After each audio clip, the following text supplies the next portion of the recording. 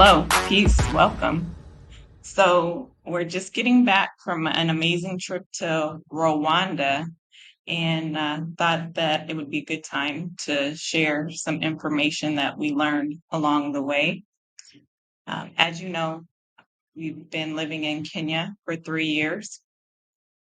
A lot of the questions that we receive are from other Black Americans that are interested in doing the same thing we did, leaving America and living abroad. One of the most important things that you have to do when you make the decision to move to a country is make sure that you can eventually obtain residency if your plan is to stay longer than a short visit. So some countries have limits of 30 days, 90 days, 180 days, but usually beyond that, you'll need to seek permanent residency. And you do that by getting a permit. So in this video, I wanted to talk a little bit about getting a visitor visa and then also what the permit process is in Rwanda. Firstly, a visa determines the reason for your visit, whether you're a tourist, a student, or a business traveler. Each visa has a specific criteria that align with your travel purposes.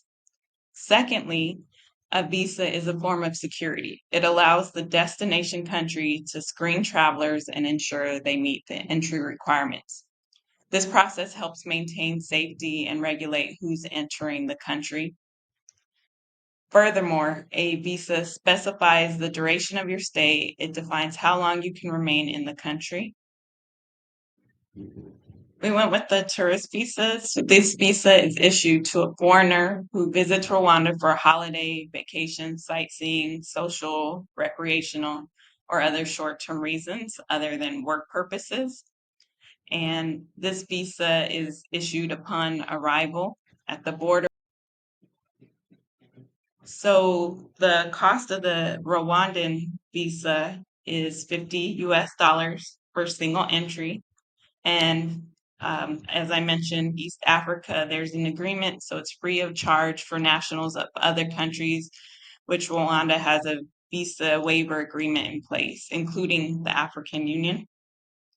And then sometimes if you're going to travel to nearby countries, so for example, I'm visiting Rwanda, but I want to cross the border, go to Uganda, maybe go to Kenya, but then I'm going to come back to Rwanda.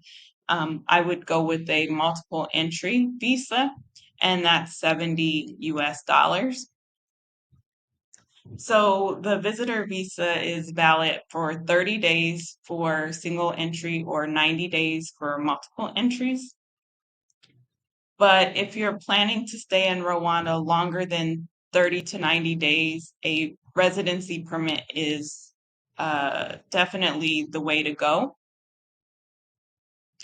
So a residency permit is an official document that grants non-citizens the right to live in Rwanda for extended period. There are various types of permits. So work permit, this is for a foreign national who intends to work in Rwanda. It requires proof of employment from a Rwandan company or organization. And there's the investor's permit. And this is aimed at visitors who plan to invest in Rwanda or start their own business here. And this usually requires proof of investment and a detailed business plan. There's also a student permit for those who want to study abroad in Rwanda. Schools, colleges, universities. So you would need proof of admission, educational institution, information is usually required. There's also a family permit. So this is when you have a spouse, a child, foreign national residing in Rwanda with a valid permit, and it allows for families to live together in Rwanda. There's the dependents pass that's issued for two dependents of foreign nationals who have valid residency permits. Dependents, again, can include children, spouse, and sometimes other relatives. There's a research permit. This is specifically for individuals who intend to conduct research in Rwanda. It often requires collaboration with the local institution and proof of research credentials. Finally, there's a missionary permit for those who are coming for religious or missionary work. And again, you probably would need endorsement from a sponsoring religious organization or such.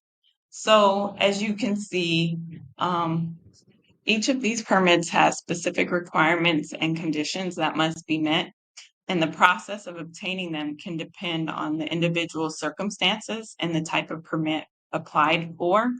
So it's important to consult the Rwanda Directorate General of Immigration or a Rwandan embassy for the most accurate and up-to-date information.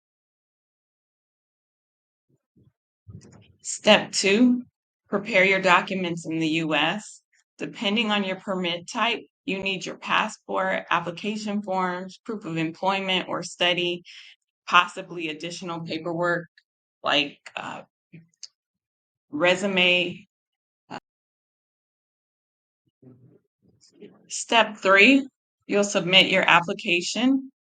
Rwanda offers an online application process for most permits. Complete the forms, upload your documents, and pay the required fee. Now, based on the information that I see online and just from experience, I think that the ideal situation, as mentioned in step 2, is prepare your documents in the United States.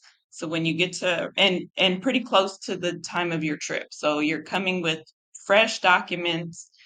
Then when you get to Rwanda, you enter as a tourist. And then quickly after, you start your application process.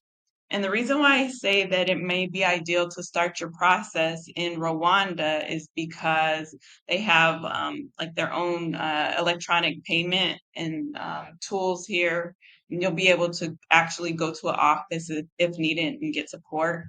But the website is extremely straightforward, easy to use. The applicant will receive a notification from the Directorate General when you should go pick up your permit from the DGIE office.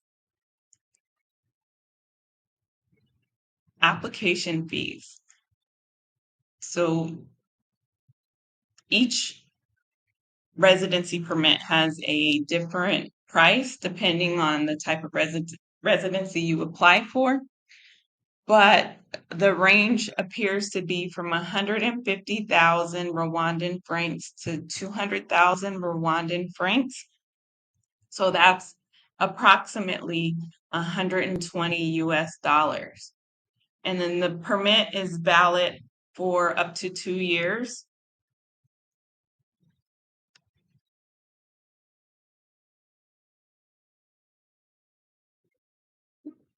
You're going to want to visit arembo.gov.rw, and under the immigration tab, you'll click on permits.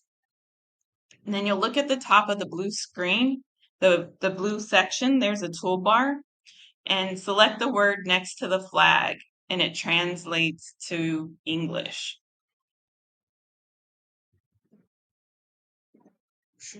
So it really is important to do your due diligence when you're going to move abroad or planning to move abroad to figure out, will you be able to stay in a location that you want to. So I remember during COVID hearing about folks having trouble. They wanted to stay in Bali and they weren't allowed to stay longer than a certain time period. I'm hearing the same thing in Tanzania, where visas aren't being renewed. So that's why it's important for you to think about residency. It would be awful to kind of get settled, have big plans, and then learn later that after 180 days, maybe an extension, that the country you're in isn't going to renew your visa and you won't be allowed to stay. And as we've done our travels, we've definitely learned about different requirements. Countries usually have a minimum investment amount. So if anybody has experience and knows the answer, please comment below and we'll pin the response to the top. I'm also curious if the application period is for the permit is 7 days, as noted on the website. And please like, subscribe, and check out our other Rwanda videos. Thank you. Bye bye.